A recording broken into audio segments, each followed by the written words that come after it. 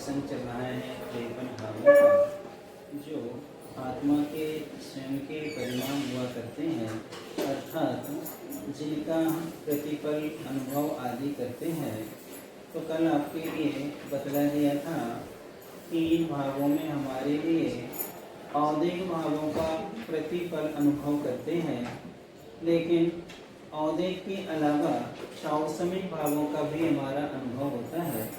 पारिणामिकता भी है, लेकिन मुख्य रूप से दर्शन मोहिनी कर्म के उपसम क्षौसम क्षय से होने वाले परिणाम और कर्म के उदय से होने वाले परिणाम, ये दो चीजें हैं। तीसरी चीज एक और है, कर्म की 3 अवस्थाएं भी शुभ मानी जाती हैं, मंद, मंदतर और मंदतम। कई बार मंदतम अवस्था में जब हमारे कर्म का उदय होता है, उस समय यूँ लगता है कि जैसे हमारे मोहिनी कर्म का क्या हो गया है, क्षौसम हुआ है। लेकिन मोहिनी कर्म के क्षौसम में और मंद उदय में बहुत अंतर पाया जाता है। दोनों में क्या पाया जाता है? बहुत अंतर होता है। तो यह मुख्य रूप से देखना है। कल अपन ने समझा था कर्म के उदय में किन किन कैसे परिणाम थे। तो भरत जी के विषय में अपन ने जाना था कि वो मोहिनी कर्म का क्षय समय दृष्टि होने से अर्थ पुरुषार्थ काम पुरुषार्थ का फल गौण हो जाता है। यहाँ पर क्षौसम समय दृष्टि के विषय में भी यही विशेषता है कि पुण्य और पाप में जो फल है, किसका फल? पुण्य का फल और पाप का फल। पुण्य के फल में कभी भी वह हर्ष आदि नहीं करते और पाप के फल में कभी विषाद नहीं करते। ये विशेषता सिर्फ सम्यक दृष्टि में मिलेगी। किसमें मिलेगी? सम्यक दृष्टि जो होता है, जिसने दर्शन मोहिनी कर्म का क्षौसम कर लिया है, तो जैसा पुण्य के उदय में थे परिणाम, वैसे ही उसके पाप के उदय में बने रहते हैं। जैसे उदाहरण के लिए सीता जी को लेते हैं अपन। सीता जी क्षौसम समय दृष्टि हैं और लक्ष्मण भी क्षौसम समय दृष्टि हैं। राम कैसे हैं? क्षायक समय दृष्टि है। क्योंकि पंचम काल में क्षायक समय दर्शन इस समय नहीं है, परंतु जब तक केवली शुभ केवली रहेंगे तब तक वहाँ होगा। परंतु इस समय हमें ध्यान में रखना है कि क्षौसम समय दर्शन में सीता का जब पुण्य का उदय था, जब उनका विवाह आदि हुआ, बलभद्र के साथ में पटरानी बनने का सौभाग्य मिला, ये उनका पुण्य के उदय के समय के परिणाम देखे। और जैसे ही पाप कर्म का उदय आया और उनको वन आदि के लिए क्या करना पड़ा? सारी सुविधाओं को क्या करना पड़ा? छोड़ना पड़ा। प्राप्त अधिकार है, लेकिन कर्तव्य की बेदी पे क्या कर दिया उन्होंने? उसको छोड़ दिया। ये विशेषता किसकी है? क्षौसम समय दर्शन की। अब इसके बाद में लक्ष्मण जी को भी ज्ञात हुआ, तो लक्ष्मण जी को थोड़ा सा विकल्प बना, लेकिन जैसे राम ने समझाया, उनका परिणाम क्या हो गया? उनका विकल्प भी क्या हो गया? शांत हो गया। तो ये क्षौसम सम्यक दर्शन जो होता है, या कर्म का क्षौसम होता है, दर्शन मोहिनी कर्म का क्षौसम वाले व्यक्ति के लिए क्षणिक विकल्प तो होंगे, लेकिन जब भी कोई उनके लिए श्रुत ज्ञान के बल से या कोई बहुत शुद्ध ज्ञानी या संयमी या बड़े जन जैसे उनको समझाएंगे, उसका विकल्प क्या हो जाएगा? दूर हो जाता है और तत्काल वो अपने स्वभाव में क्या आता है? स्थित होता है। क्योंकि चलमल अवगाढ़ दोष लगते हैं किसमें? क्षौसम सम्यक दर्शन में। क्योंकि देशघाती प्रकृति का मात्र एक उदय है, सर्वघाती आदि का सद्वस्था रूप सम है और उन्हीं को उदय अभावी क्षय है, तो वो अपना प्रभाव दिखलाती हैं। लेकिन सम्यक प्रकृति जो है, देवी शास्त्र गुरु के निकट आने से उनके परिणाम क्या है? बदलते हैं। अब हमें आपको भी देखना, चिंतन आपको अपने घर में करना है कि जब घर में बंटवारा आदि होता है, तब आपके परिणाम कैसे है? यह आपका पूर्ण अधिकार है, आपको मिलना चाहिए, न्याय है, नीति है, धर्म है, और आपको नहीं मिल रहा है, उस समय आपके परिणाम कैसे? यदि उस समय आपको नहीं मिल रहा है, पाप कर्म का उदय है, उसी समय संक्लेशता हो गई, पक्षपात के परिणाम आपके हो गए, तो समझना ये औदिक भाव है, मिथ्यात्व का क्या है? उदय है। और ये परिणाम आए हैं, उसी समय मन में ये भाव आ जाए, मेरे भाग्य में जितना है और जितना मेरा क्षौसम है वो हमें मिलेगा, और हमारा पुरुषार्थ हम करेंगे, हम अपना व्यवस्थित कर लेंगे, नहीं देना इनसे हम भी तो मांगेंगे नहीं, ठीक है, छोड़ देते हैं, हमने थोड़ी कमाया। ये परिणाम जब आएंगे आपके तो समझना ये दर्शन मोहिनी के क्या है, क्षौसम हुआ है आपको, कि आपको मिलने वाली चीज में आसक्ति नहीं है, आप उससे क्या कर रहे हैं, ठीक है, उनका परिणाम है, लेकिन हम इसकी अवस्था हमारे भाग्य में जितना होगा हम उतना क्या कर लेंगे, करेंगे, अपना पुरुषार्थ करेंगे, अपना काम चलाएंगे, हम क्या करना। तो ये प्रायः हुआ करता है समाधि तंत्र में, इसके विषय में अच्छी चर्चा ही है कि स्वयं के द्वारा जिन जिन वस्तु में आपका कर्तृत्व है उनमें भोक्तृत्व स्वामित्व होना अविरत सम्यक दृष्टि के लिए संभव है। जिन जिन में तुम्हारा क्या है, कर्तृत्व है, उनके तुम भोक्ता बनो, स्वामी बनो, ये अविरत सम्यक दृष्टि देश गति तक क्या है, ये संभव। कि जिन जिन चीजों में तुम्हारा कर्ता नहीं है पना, उसके भोक्ता स्वामी तुम बिल्कुल भी नहीं हो। ये क्षौसम सम्यक दर्शन की पहचान है।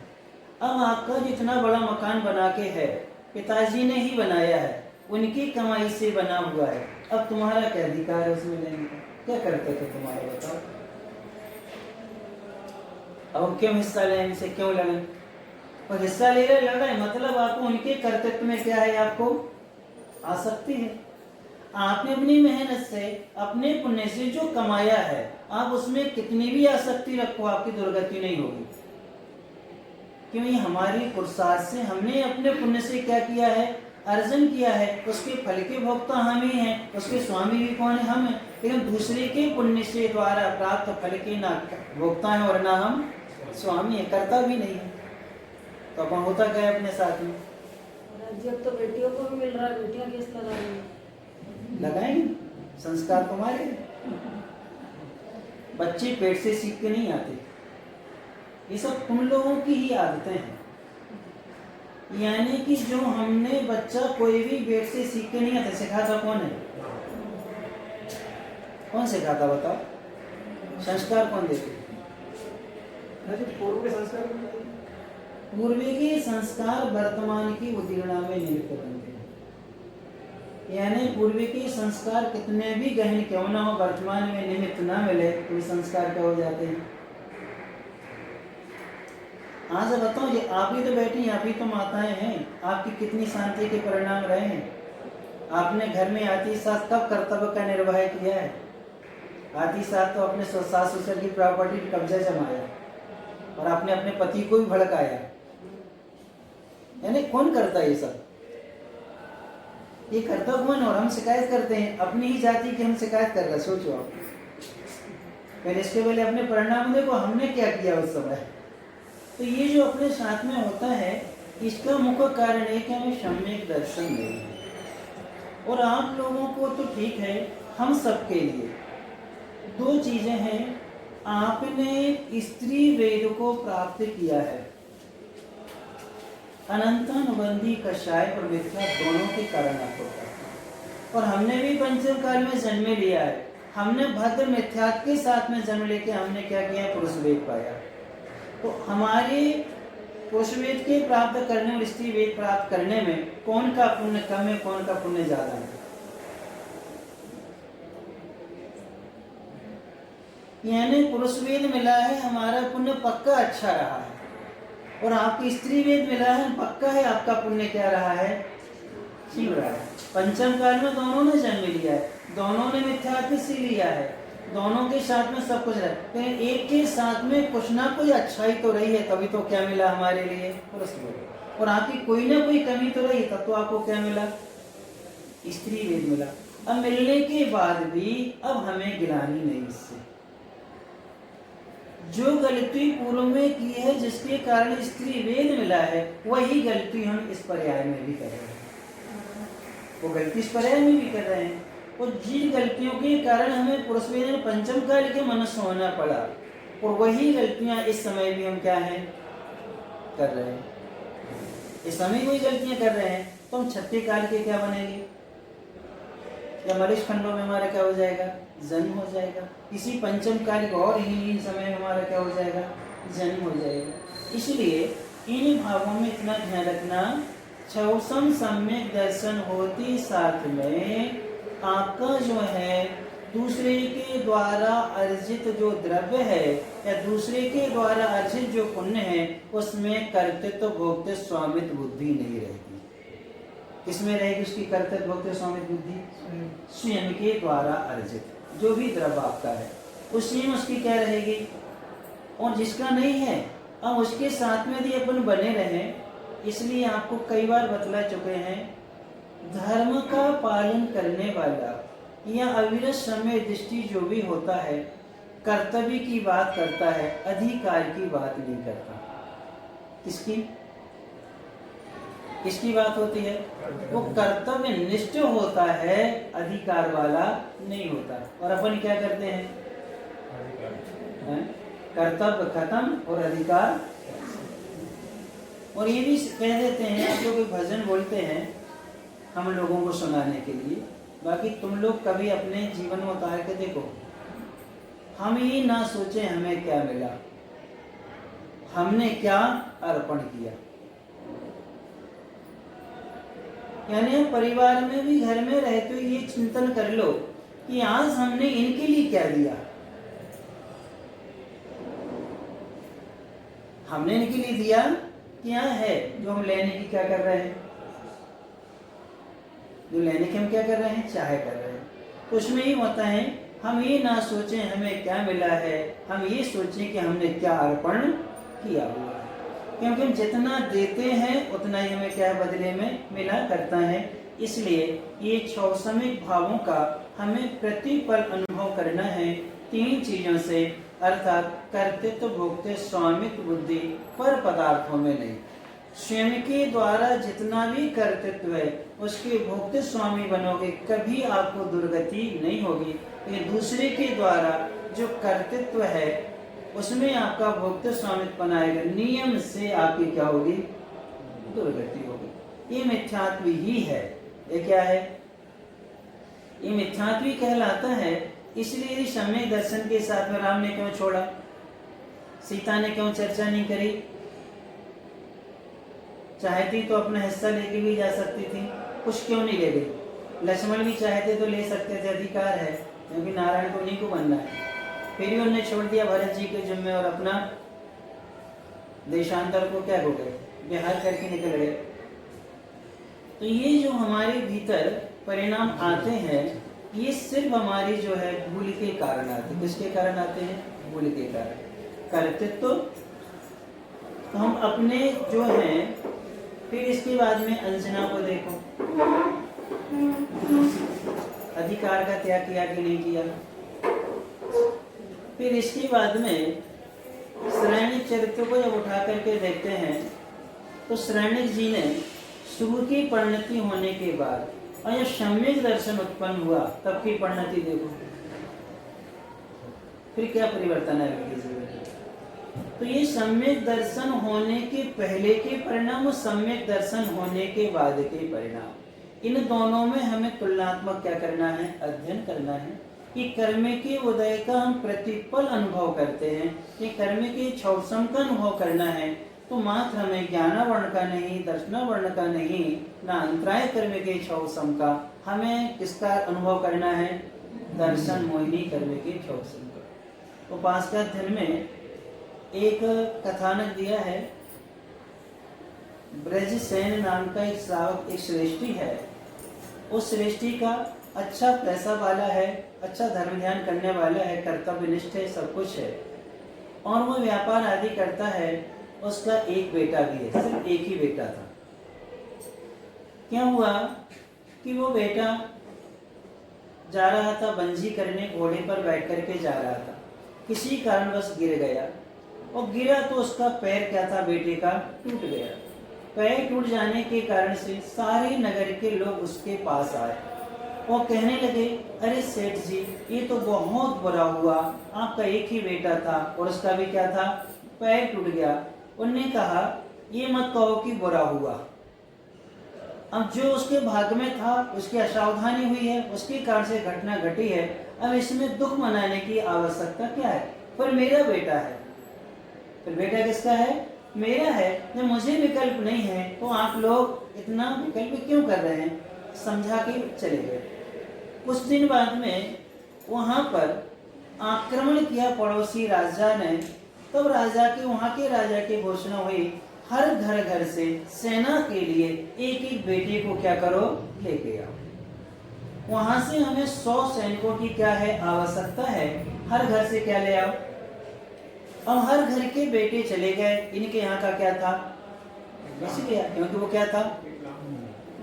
अब जैसे वो आए, सारे गांव के लोगों को बहुत दुख था, लेकिन जैसे इनके पास आए और कहने लगे कि बाबा जी, सेठ जी, कितना अच्छा हुआ, तुम्हारा कितना पुण्य का उदय है कि तुम्हारा बेटा बच गया और हमारे। अब इस समय भी वो कहते हैं कि देखो भैया, इसमें अच्छा कहने की कोई आवश्यकता नहीं है, ये तो उसका भाग्य था। और ये मानो कि वह राजा की सेवा में समर्पित नहीं हो पाया, देश के काम नहीं है, जिस मट्टी से हम पले बड़े हैं, लेकिन उसका पैर टूटने के कारण से राजा ने उसको नहीं लिया, लेकिन देश में क्या करेगा, जरूर कुछ ना कुछ तो सहयोग करेगा, ये हमारा क्या है, कर्तव्य। तो पैर टूटे में सेठ जी ने हर्ष नहीं, और बच जाने पर यानी दुख नहीं हुआ, और बच जाने पर क्या नहीं हुआ उनको, दोनों में उन्होंने क्या किया। ये है छौसम सम्यक दर्शन की परिणति। दर्शन मोहिनी कर्म के छौसम में उनके उस समय संकलेश भी नहीं हुए, और इस समय उनके क्या नहीं हुए, संकलेश यहाँ भी नहीं हुआ। दोनों, वहाँ आर्थ ध्यान भी नहीं हुआ और यहाँ रौद्र ध्यान भी नहीं हुआ। दोनों में उन्होंने क्या किया, धर्म ध्यान किया। तो ये परिणाम आपके आते हैं क्या,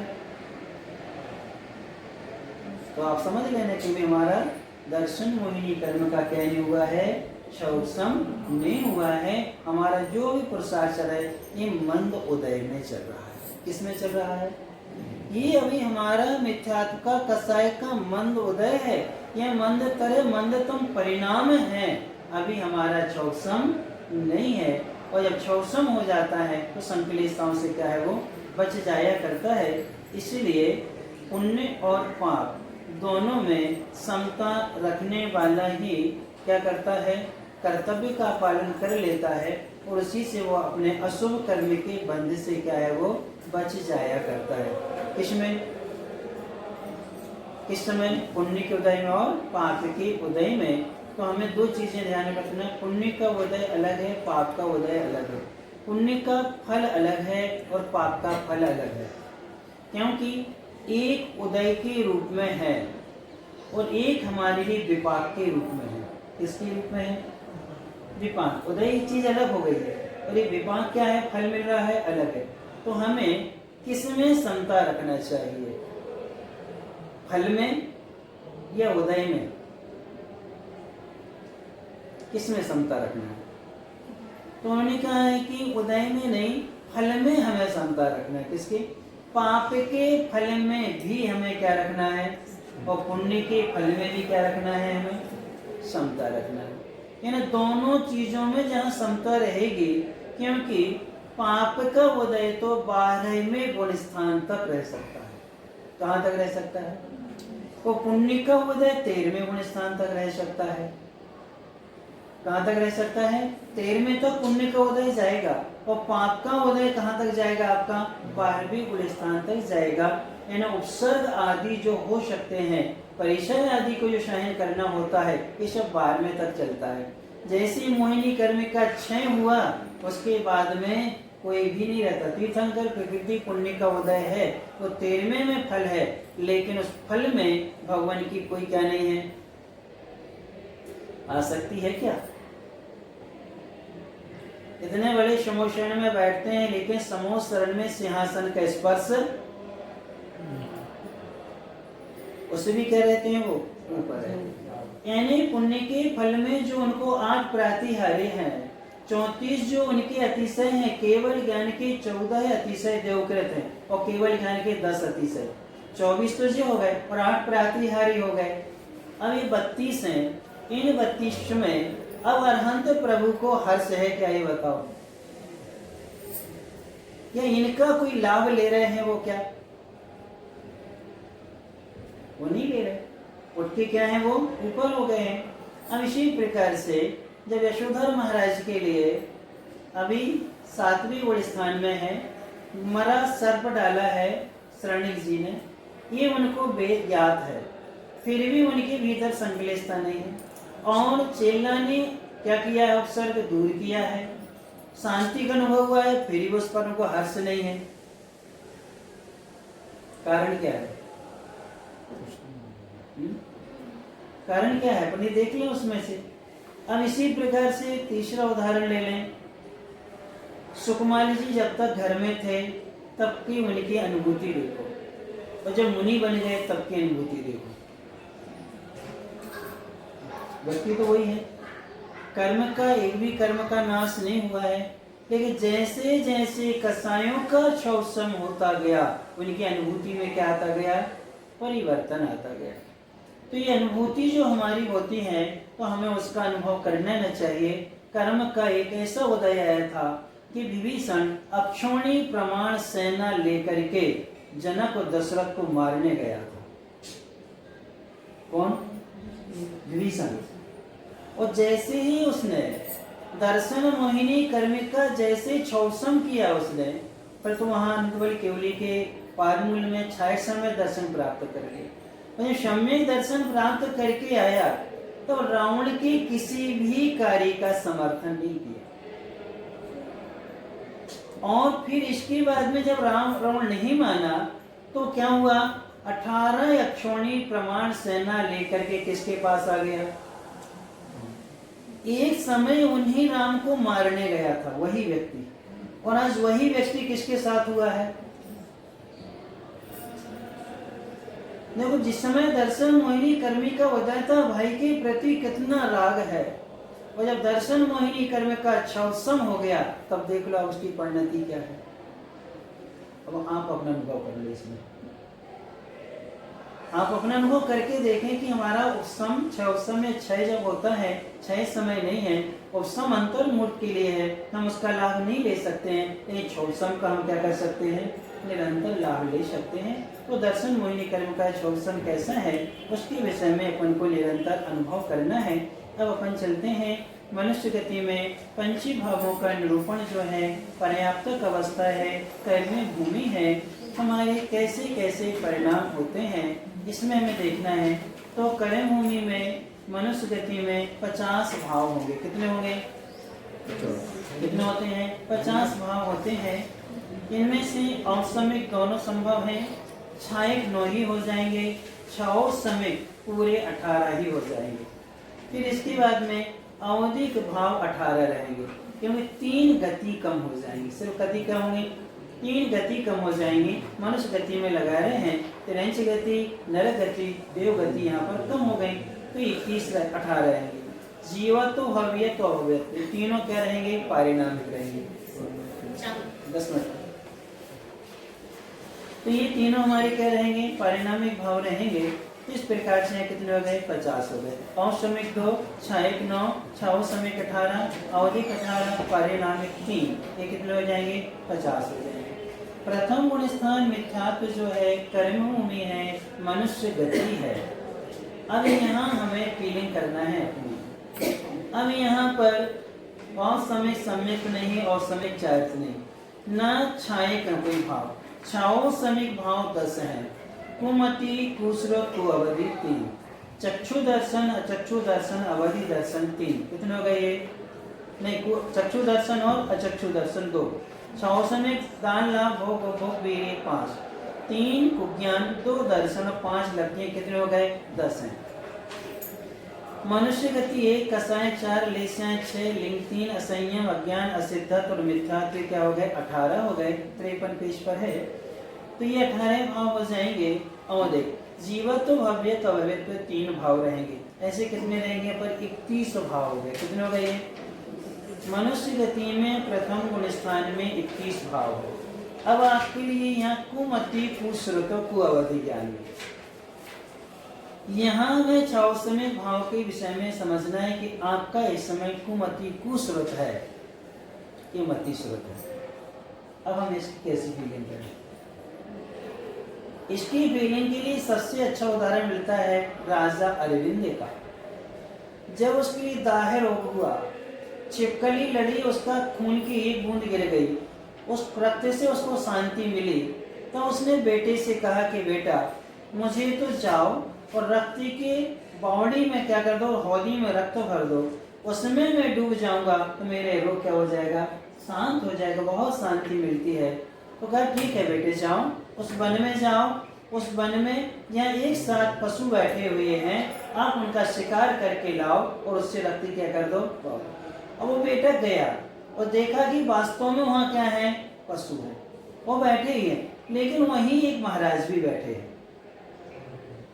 अब उसकी दृष्टि पड़ी, महाराज उसके लिए समझ गए कि किस लिए आया है। महाराज ने बुला करके उसको बहुत समझाया, देख तेरा पिता मिथ्या दृष्टि है, उसके लिए कुमति कुश्रुत ज्ञान आदि है, इसलिए तू चाहे तो परीक्षा कर ले, जाके पूछ के आ कि उन पशुओं के बीच में कौन और बैठा हुआ है, और कौन है वहां पे। तो उन्होंने कह दिया पशु के अलावा वहां कोई भी नहीं है। उसको विश्वास हो गया। तो उन्होंने कहा देखो बेटे, तेरा बेटा मर करके नरक जाने वाला है, साथ में नरक जाएगा। कहाँ जा रहा है वो, साथ में नरक जा रहा है। उसके निमित्त से तू इतना पाप करके तू अपनी नरक आयु को बंद क्यों करता है। यदि देख तुझे भी नरक से बचना है, तेरे पिता को तो नरक से कोई बचाने वाला ही नहीं, वो रथ की बावली में भी डूब जाएगा फिर भी बचने वाला नहीं। मात्र उसकी आयु 3 घंटे की शेष बची। कितनी है, 3 घंटे की उसकी क्या है, आयु शेष है, इसलिए तू क्यों अनर्थ कर रहा है उसके लिए। अब जब उसको विश्वास हो गया और उसने कृत्रिम बावड़ी को भर दी और जैसे ही उसमें डूबा वो, उसको वैसी अनुभूति नहीं हुई, तो कटार ले करके बेटे को मारने दौड़ा और उसको उपटा लगा, उसी कटार से उसका क्या हो गया, मार हो गया। किसका, राजा। तो यहाँ ये कथन है कि कुमति कुश्रुत में सिर्फ स्वार्थ ही झलकता है। क्या झलकेगा, स्वार्थ। और जहाँ मति श्रुत है वहाँ स्वार्थ क्या होता है, गौण हो जाता है, वहाँ स्वार्थ की कोई आवश्यकता नहीं रहती है। कहीं भी आप देख लीजिए, रावण ने बहन के समय जो बहन से समाचार सुना और उनके बाद में उनकी पत्नी की प्रशंसा को सुना, उसने उसमें क्या देखा, स्वार्थ देखा कि परमार्थ देखा। अब यहाँ राम लक्ष्मण के लिए भी, राम छाया समय दृष्टि छोड़ देते हैं, लक्ष्मण के लिए तो ऑफर मिला था चंद्रनखा का, वो क्यों प्रभावित नहीं हुए, कौन, लक्ष्मण क्यों प्रभावित नहीं हुए, कारण क्या है। और उसी रावण के विषय में आप देखो कि जब उसके लिए उपरंभा जो थी, नल कुंवर की जो पत्नी थी, जब रावण पर क्या हुई, देख करके आसक्त हो गई, तो गुप्त दरवाजे से उसने क्या किया था, चाबी भेज करके रावण को क्या किया था, अंदर बुलवा लिया था, यानी पति से धोखा करके। तब रावण ने उसके लिए कमल नाल से ताड़ित किया और कहा कि तुझे शर्म नहीं लगती है पति के होते हुए दूसरे पति पर क्या होना, आसक्त होना। कौन, यानी जब उसको सम्यक दर्शन था, उस समय की यह परिणति देखिए कि उसने क्या परिणाम किया। वो 6वें सम्यक दर्शन जो छूट गया, उसी की परिणति देखो। एक समय उस ब्रह्मा के लिए माँ कह करके संबोधन करके तार्क समझा करके वापस आ गया, उसने उस रास्ते को नहीं अपनाया। और एक समय ये देखो सीता के लिए तो सम्यक दर्शन जब था उसके लिए, क्योंकि दशानन रावण तो इसका बाद में नाम पड़ा है, बहुत लंबे समय सम्यक दर्शन के साथ रहा, न्याय नीति इसके पास बहुत सारी थी, विद्वान था, धर्मात्मा भी रहा है, अच्छे अच्छे कार्य भी करता रहा। ऐसे सम्यक दर्शन छूटा, उसकी परिणति क्या हुई, तो ये अपन भी देख सकते हैं। तो ये कुमति कुश्रुत में जब जब स्वार्थ तुम्हारे भीतर आए, समझना गया, हमारा 64 सम्यक दर्शन गया, कुमति कुश्रुत हो गया उस समय। और जब सम्यक दर्शन रहेगा तो आपको अपने किए पर पश्चाताप होगा, आपको अपनी द्वारा क्या होगी, गिलानी होगी, आपको अपनी से क्या होगी, गिलानी हो जाएगी। इसलिए हमारे लिए ये ध्यान में रखना है कि 64 भाव मनुष्य गति पढ़ रहे हैं, अपन अपने विषय में जान रहे हैं कि पहले गुण स्थान वाले के कैसे परिणाम होंगे। ये हमें इसमें क्या करना है, अनुभव करना। रट लेना कोई बाधा नहीं है, याद कर लो, लेकिन उसकी हमें क्या करना है, फीलिंग करना है, तब तो हम पुरुषार्थ करेंगे। अन्यथा हमारा पुरुषार्थ ही क्या हो जाएगा, कौन हो जाएगा। शास्त्रादन गुण स्थान में 29 भाव होते हैं। कितने होते हैं, 29 होते हैं। एक मिथ्यात्व और एक अभव्यत्व क्या हो जाएगा, कम हो जाएगा। शास्त्रादन कितने कम हो जाएंगे, औदिक भावों से मिथ्या चला गया, 6 समिक 10 ही रहेंगे, औदिक जो है 17 रहेंगे और पारिणामिक 2 रहेंगे, ऐसे 29 हो जाएंगे। तीसरे गुण स्थान में 29 रहेंगे, 6 समिक 10 रहेंगे, औदिक जो है 17 रहेंगे, पारिणामिक 2 रहेंगे।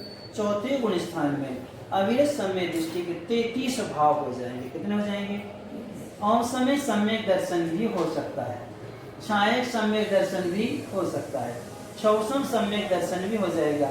तो यहाँ पर ज्ञान जो है परिवर्तित हो जाएंगे, मति ज्ञान, श्रुत ज्ञान, अवधि ज्ञान, चक्षु दर्शन, अचक्षु दर्शन और अवधि दर्शन। ये कितने हो गए, 6। छौसमिक लब्धियां 5, 6 5 11, छौसमिक सम्यक तो कितने हो गए, 12। तो ये जो है ज्ञान 3, दर्शन 3, 6, लब्धियां 5 और सम्यक तो कितने हो गए, 12 रहेंगे।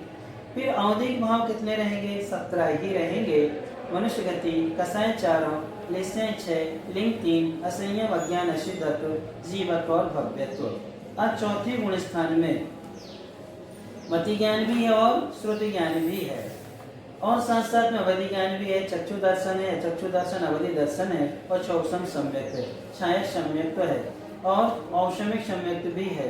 अब इनको हम देखें कि कर्म के उदय में और कर्म के छौसम में सबसे पहले आप विभीषण को देखो।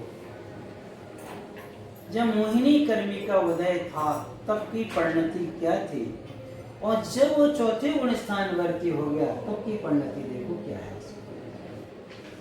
श्राणिक जब मिथ्या दृष्टि थे तब की परिणति क्या थी, और जब वो सम्यक दृष्टि बन गए तब की परिणति देखो, बाद की परिणति उनकी क्या है। ने वही एक ही व्यक्ति में पाप का उदय, मिथ्यात्व के उदय की अवस्थाएं देखो, और उसी समय सम्यक दर्शन हो जाने के बाद में उसी जीव की क्या देखो आप, अवस्थाएं देखो। तो ये हमें अनुभव करना है कि हम मिथ्यात्व में हमारे परिणाम कैसे हैं, क्या क्या हमने फीलिंग की है, और सम्यक दर्शन होने पर हमारे भीतर कैसी फीलिंग होना चाहिए। ये आप जब महापुरुषों से तुलना करोगे तब आप देखना, 16 सतियों का आप चिंतन करके देखो कि जब पाप कर्म का उदय रहा तब इनकी परिणतियां देखिए, और जब इनका सम्यक दर्शन हो गया तब इनकी क्या देखो, परिणति देखो कि इनके परिणाम कैसे होते हैं और इनका पुरुषार्थ कैसा हुआ करता है। एक ही जीव की दोनों अवस्थाएं अपने प्रथमायुग के ग्रंथों में क्या है, मिल जाया करते हैं। ये चौथा गुण स्थान है। पांचवा गुण स्थान देश संयम, जो व्रती बन जाते हैं तो प्रीतमा से लेकर के अलग शुल्लक आरिकाएं तक। औसमी सम्यक दर्शन 1 और छायक सम्यक दर्शन, छाओ सम्यक, ये कितने हो गए यहाँ पर 13, 3 दर्शन, 3 ज्ञान, 6 लब्धियां 5, 6 औसमी सम्यक, इस संयमा संयम बढ़ जाएगा जिसे देश संयम कहते हैं 13। अवधि में मनुष्य गति 1, क्रोध मान माया लोभ, 4 कषाय, 3 लेश्याएं, 3 लिंग, अज्ञान और असिद्ध। असंयम भी यहाँ से क्या है, चला गया। कितने रहे यहाँ पर 13। जीवत्व और भव्यत्व कितने रहेंगे, 2 रहेंगे। औसमिक 1, छायक 1, शौषमिक 13, अवधिक 13, पारिणामिक 2। ऐसे कितने भाव हो गए यहाँ, 30। छठवीं गुण स्थान की 2 भेद चलेंगे, एक औदयिक कायोग की अपेक्षा और एक आहारक कायोग की अपेक्षा। औदयिक कायोग की अपेक्षा से 31 भाव होंगे। कितने होंगे, 31 होंगे। औसमिक सम्यक, छायक सम्यक और 13 की जगह 14 हो जाएंगे, क्योंकि यहाँ मन है पर्याय ज्ञान और सकल संयम क्या है, बढ़ जाएगा। मति ज्ञान, श्रुत ज्ञान, अवधि ज्ञान, मन है पर्याय ज्ञान, 4 ज्ञान, 3 दर्शन 7, 5 लब्धियां 12, फिर इसके बाद में छौसम सम्यक 13 और सकल संयम 14। ये क्या हो जाएंगे यहाँ पर, औदयिक कायोग की अपेक्षा से 14। और औदयिक भाव जो रहेंगे वो कितने रहेंगे, 13 रहेंगे। 1 गति, 4 कषाय, 3 शोलेश्याएं, लेश्याएं कितनी रहेंगी, 3 शोभी, लिंग 3, अज्ञान और असिद्ध, जीवत और भव्य 31 हो जाएंगे।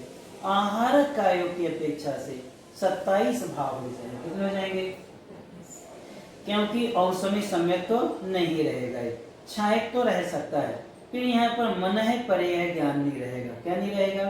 मन है पर्याय ज्ञान, कि जिनको आहारक रिद्धि होती है उनको मन है पर्याय ज्ञान नहीं होता, या जिनको मन है पर्याय ज्ञान है उनको क्या नहीं होगी? आहारक रिद्धि नहीं होती है। इससे पक्का है जितने भी तीर्थंकर हैं, तीर्थंकर दीक्षा लेते साथ में मन है पर्याय ज्ञानी हो जाते हैं। ये तीर्थंकरों को आहारक रिद्धि नहीं होती, आहारक शरीर नहीं होता। किनका? तीर्थंकरों का। बाकी सबका हो सकता है, सिर्फ किनका नहीं होगा? 24 तीर्थंकर उनका नहीं हुआ करता है। तो इस प्रकार से ये नहीं रहेगा। फिर यहाँ पर मति ज्ञान, श्रुत ज्ञान, अवधि ज्ञान, फिर है चक्षु दर्शन, अचक्षु दर्शन, अवधि दर्शन, तान लाभ, भोग भोग वीर्य, ये पांचों लब्धियां, 3 ज्ञान, 3 दर्शन, 5 लब्धियां और सकल संयम। ये कितने हो गए? यहाँ पर 13 हो गए। अवधिक भाव कितने रहेंगे? यहाँ पर 11 होंगे। मनुष्य गति 1, 4 कषाय, शुभ लेश्या 3, अज्ञान असिद्ध 1 वेद रहेगा। सिर्फ कौन सा? पुरुष वेद। क्योंकि आहारक शरीर उन्हीं को होगा जिनके पास में क्या है? एक द्रव्यशील भाव से एक वेद कौन सा है? पुरुष ही वेद होता है उनके लिए। जीवत्व और भव्यत्व ये 2 रहेंगे परिणामित। इस प्रकार से यहाँ पर ये छठवां गुलिस्थान अपन ने क्या था? पढ़ लिया। शेष अपन अब आगे देखेंगे। तो इनमें से अपन को अपने भावों को ही अपन पढ़ रहे हैं। अब इन भावों की परिणति फीलिंग करने का आप क्या करें? पुरुषार्थ करें। आपको तरीके हमने आपको बता दिए। वर्तमान युग के बहुत सारे उदाहरण आपको बता दिए। अब वर्तमान की भी कुछ उदाहरण आपको बताएंगे।